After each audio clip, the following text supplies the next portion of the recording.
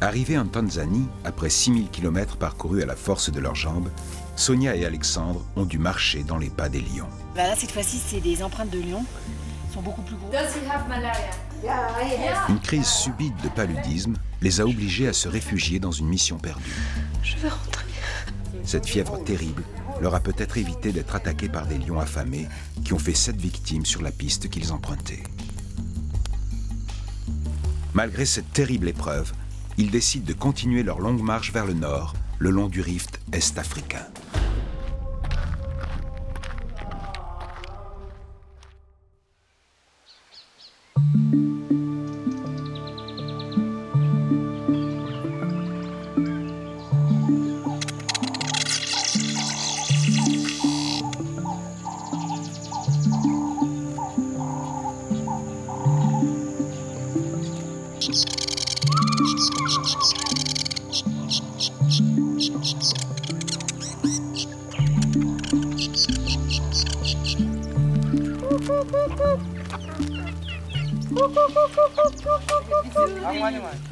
Après un mois d'enfer, nous sommes arrivés à pied au paradis, chez les Barbaig, une minorité farouche, ennemie héréditaire des Maasai. Contrairement aux Maasai, les Barbaig refusent en principe tout contact avec les Occidentaux. On a été très surpris qu'ils nous acceptent aussi rapidement dans leur intimité.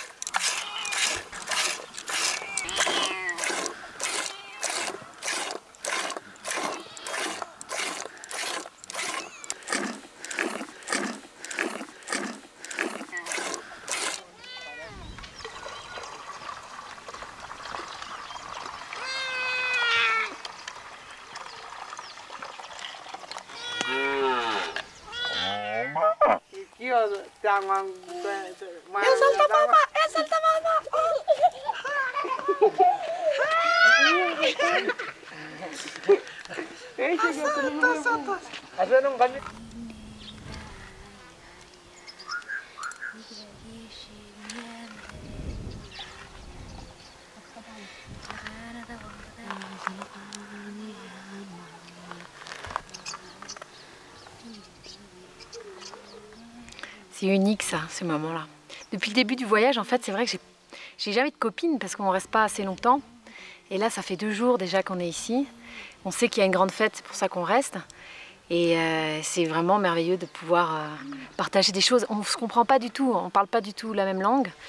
Parce qu'elle ne parle pas du tout swahili. Et moi, je parle un peu swahili. Mais on se comprend, elle chuchote quand elle me parle. Elle ne me parle jamais à haute voix. C'est très étonnant, elle est douce comme femme. C'est incroyable, elle est d'un autre monde.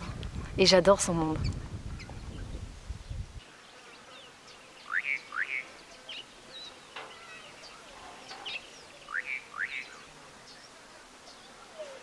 Nihit?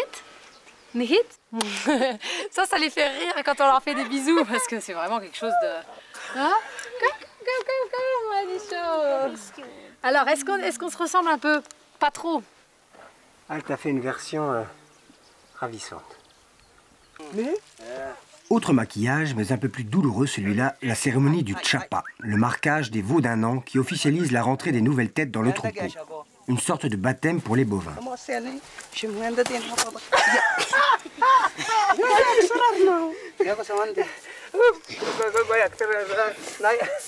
Tout d'abord, on désinfecte les fers rouges dans de la bouse de vache. Ensuite, on les applique selon le marquage de la famille.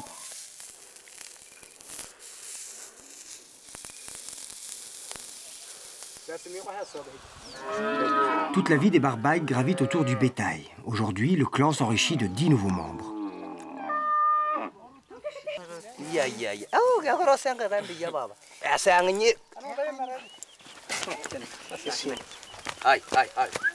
Ainsi marqués, ils pourront se mêler aux autres troupeaux sans risque de se perdre.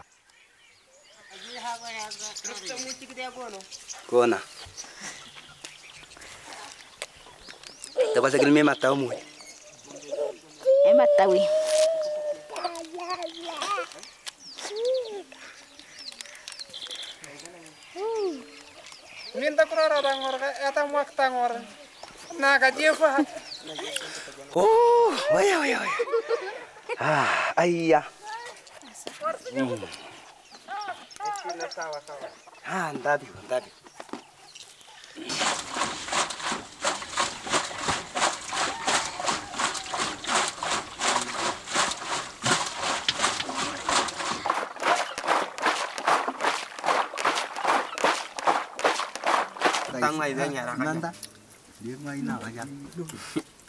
Alors ça, c'est du msango, c'est du maïs avec un fromage dedans, qui a un peu le goût de roquefort. C'est fermenté, c'est délicieux. Msango. C'est très bon. C'est digne de la cuisine de Roquefort. Ça, c'est Enoch. Enoch, c'est du lait. C'est du lait taillé. Avec quelques mouches dedans pour que ça ait plus de goût.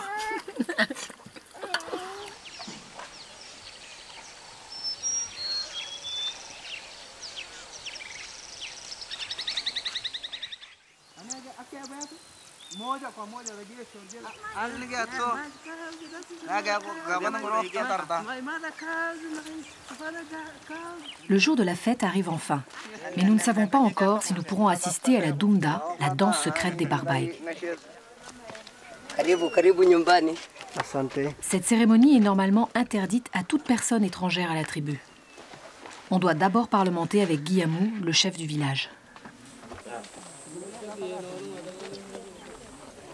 Pour le convaincre, je lui ai parlé des 40 vaches dont je me suis occupé dans les alpages suisses à l'âge de mon initiation. Ça l'a fait rigoler, il a fini par accepter. Et Madiango nous ont donné l'autorisation pour pouvoir filmer la danse traditionnelle secrète des Barbaïg. Asante sana. In Barbaïg, c'est Badishto. Badishto. Barbaïg, Badishto. Badishto.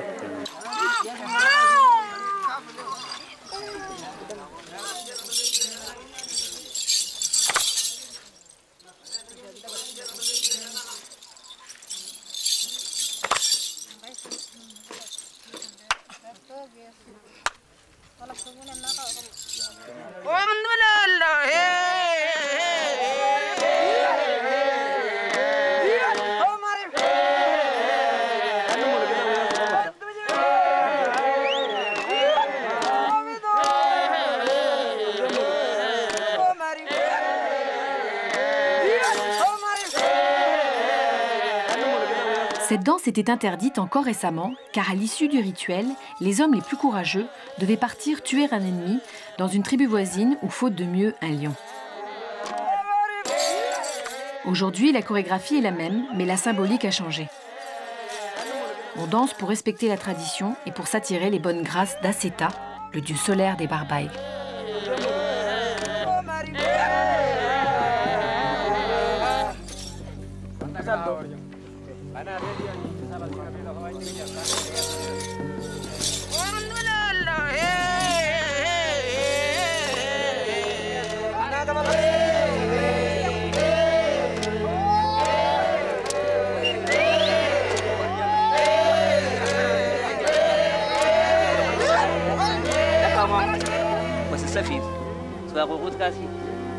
À l'issue de la cérémonie, le chef demande à tous de prier pour une femme qui est en train d'accoucher dans la souffrance.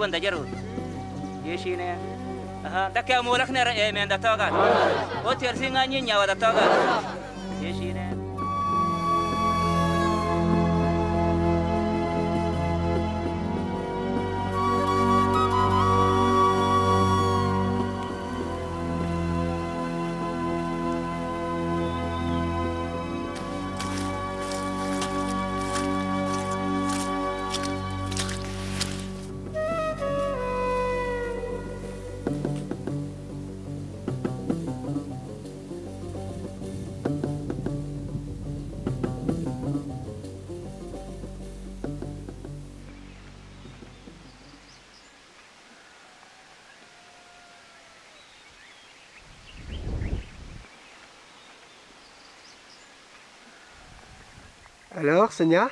Ah là là, on a eu des hyènes toute la nuit. Ça fait ouh, ouh. Elles étaient à côté là, hein.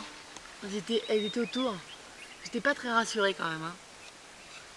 Et puis, pas eu si froid que ça finalement. Pas tant que ça. On s'est collés. Waouh!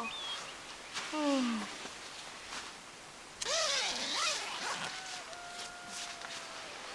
Ah, le paysage est sublime. Waouh! Ouais, ça valait le coup quand même. Au nord de la Tanzanie, nous retrouvons le Rift. Ici, de nombreux volcans ont perforé la croûte terrestre. Le plus célèbre d'entre eux est le Ngorongoro, qui s'est effondré en une caldeira de 35 km de diamètre.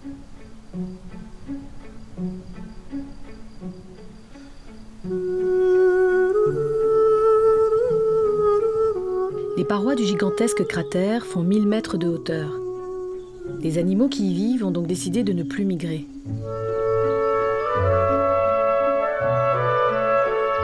Pourquoi quitter le paradis quand on y est ?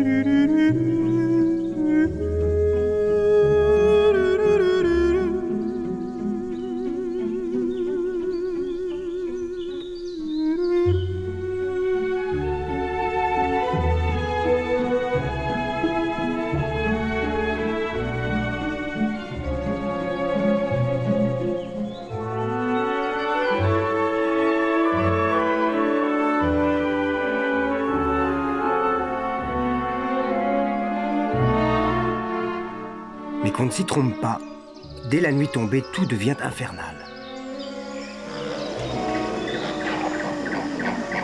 Ce ne sont plus que poursuites, luttes à dents retroussées, massacres et carnages, tripes répandues et nouveau-nés croqués. Manger et être mangé, telle est la loi de la jungle, ne jamais l'oublier.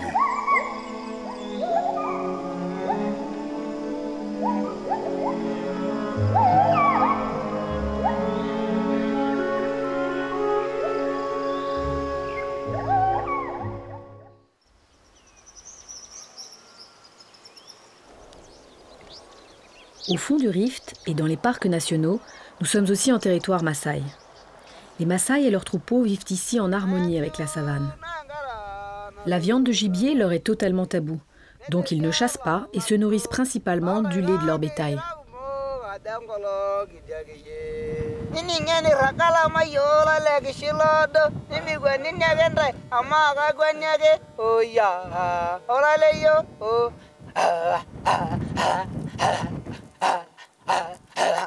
Yo, oh ya.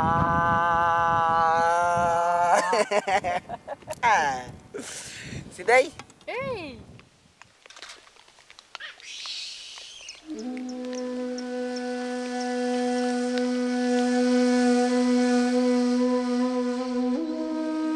Après 1 an et demi de marche, on arrive au pied du mur, le Kilimandjaro.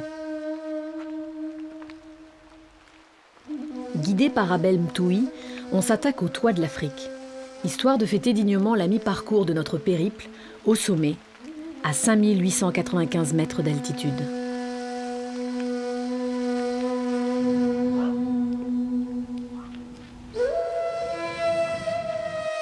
On a beau être hyper entraîné, au pied du géant on se sent tout petit.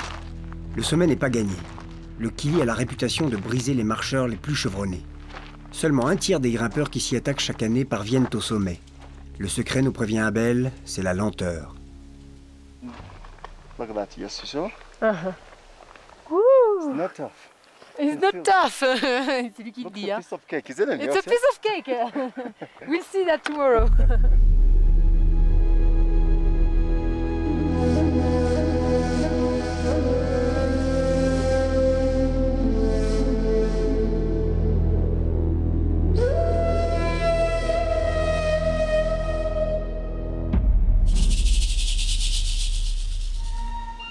On a choisi l'itinéraire le plus vertical par le glacier Arrow qui offre l'avantage de pouvoir passer une nuit dans le cratère. Mais c'est l'itinéraire le plus dangereux à cause des chutes de pierre.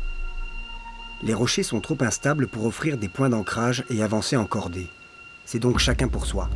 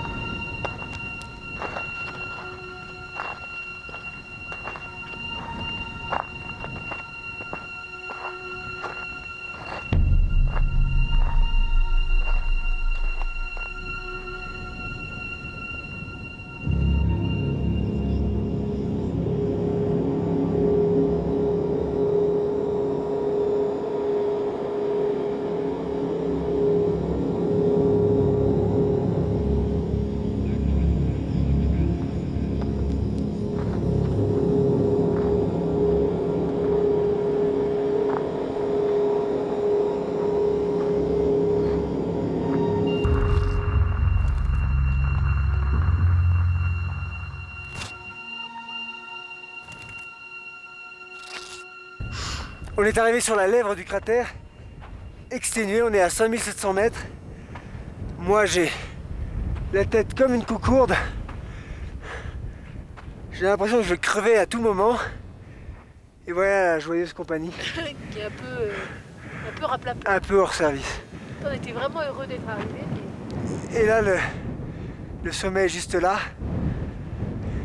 Et partout dans le cratère des glaciers. Ah, j'ai mal à la tête.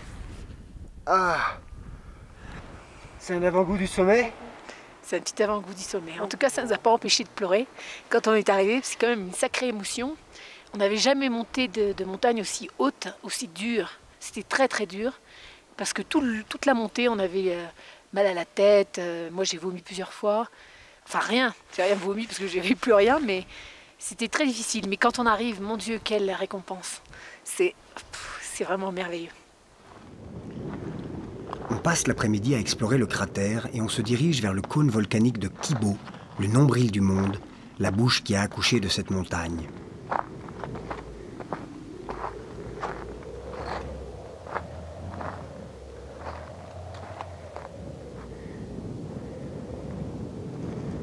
Les fumerolles de soufre prouvent que le géant n'est pas éteint et qu'il sommeille encore. C'est très très rare de pouvoir le voir. Parce qu'il est quasiment à la hauteur du sommet. C'est à quelques mètres près. Donc ça veut dire qu'il faut grimper 2 fois. Il faut avoir le courage. Mais ça vaut vraiment le coup.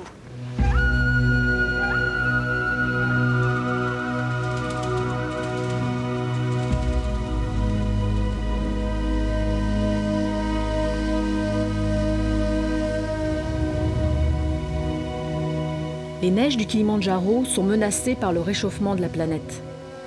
Les scientifiques les plus pessimistes prévoient qu'en 2015, le géant de l'Afrique aura perdu son auguste calotte blanche.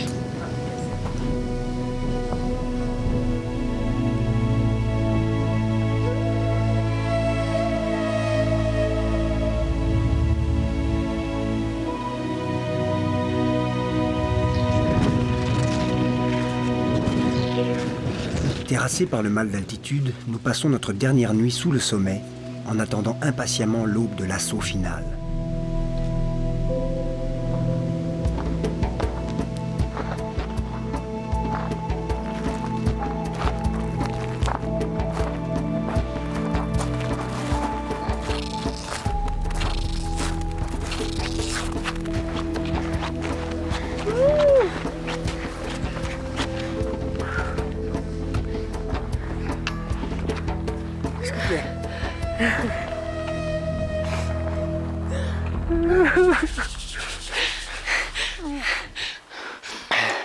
Voilà le sommet. 7000 km pour arriver là. 7000 km. La moitié du parcours. Parce que si on peut dire qu'on y est. Bravo. Abel, have a try. Have a try. Oh, this one. Oh, good. Champagne, Kennedy. French champagne. Kennedy. Headache will go. Oh, good. No more headache. Kennedy, have a try. Oh, congratulations. Oh, yes. Il est tout brûlé, Kennedy. Merci beaucoup. Merci, okay. Thank you very much. You're welcome. Asante sana. Okay. So Welcome. for you, it's 151. Yes, today, yes. 151 at the summit. Yes. Aujourd'hui. Oh, Asante. Asante You are sana. welcome. Asante Karibu. sana. Yeah. For you, how many times the summit? More than 300 times. Yeah. 300 times? Yes. Yee, you're crazy. Karibu. Asante. Yeah.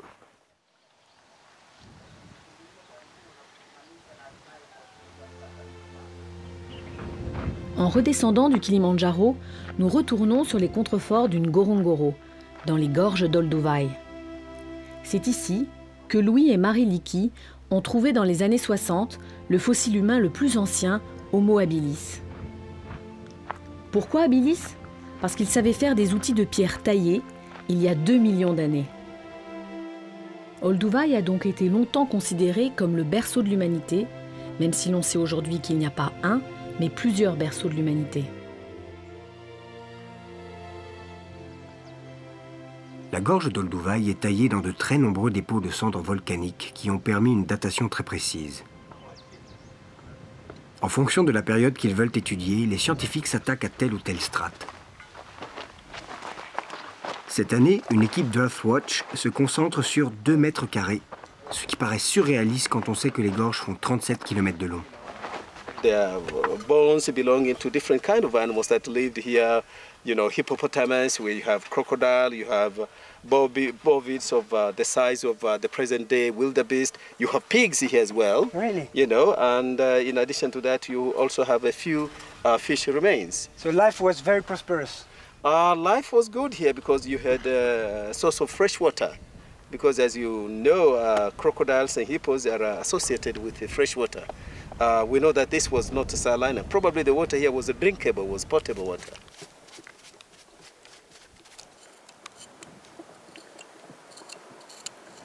So this is normal sediment deposits, but this has been a catastrophic event. Yeah, well, this tuff here represents a volcanic, event that killed everything. And that can happen anytime. And this was widespread, not only here, Yeah. but you can trace it all the way to the western part of the basin.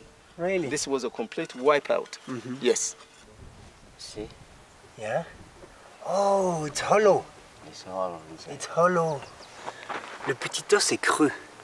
C'est un petit os d'oiseau. D'oiseau préhistorique.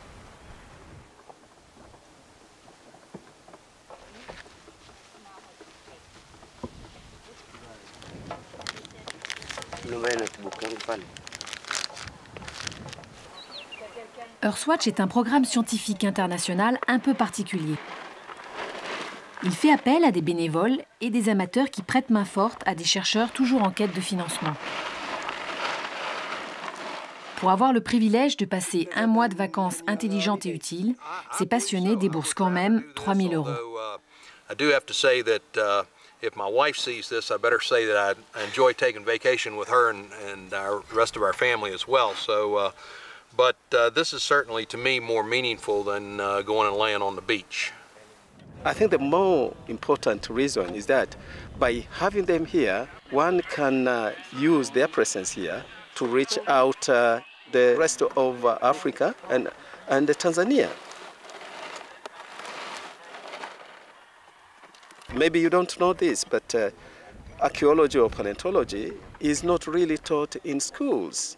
And most Tanzanians do not understand the importance of places like Olduvai or Laitoli. As a cradle of mankind. That's right, as the cultural and natural heritage.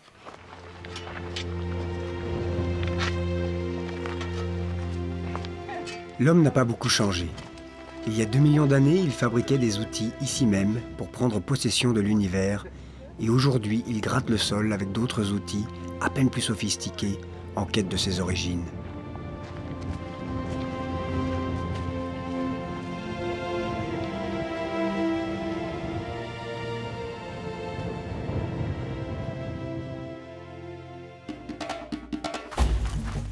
Dans le prochain épisode, Alexandre et Sonia continuent leur périple en terre Maasai.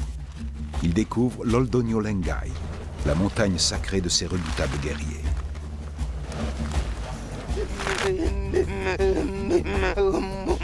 Puis ils se dirigent vers le Kenya. Dans cette partie de l'Afrique, la faune en danger suscite des initiatives originales. Nos deux marcheurs vont s'intéresser à un orphelinat pas comme les autres.